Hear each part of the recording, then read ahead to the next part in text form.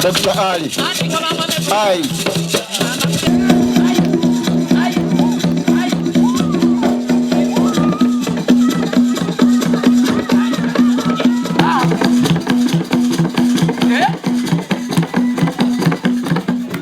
Bakubire ko mu ngalo.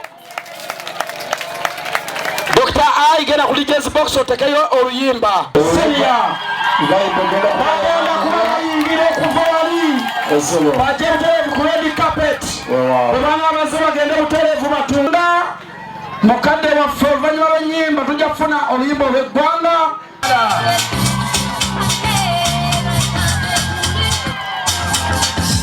Is our chief guest. Adam, you are most welcome. Aha. Uganda. In Uganda is Fulezi omusuubuzi w'enkuuta tusanyusa okuveka tosi.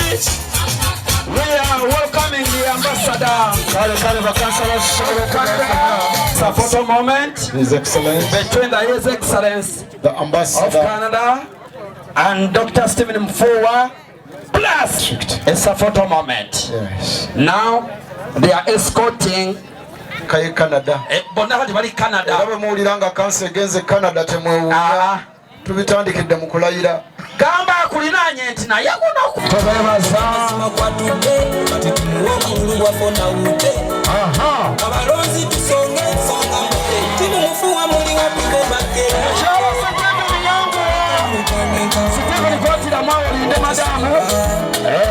Mufuwa, swear in the name of the Almighty God that I will exercise the function of a chairperson of Nakisonga Sub-County, and I shall hold, preserve, protect and defend the Constitution and observe the law of Uganda, and that I shall promote the welfare of the people of Nakisonga Sub-County. So help me God.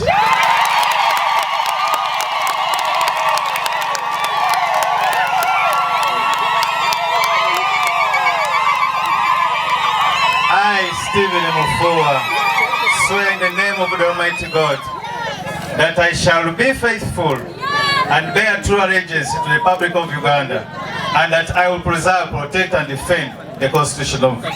So help me God.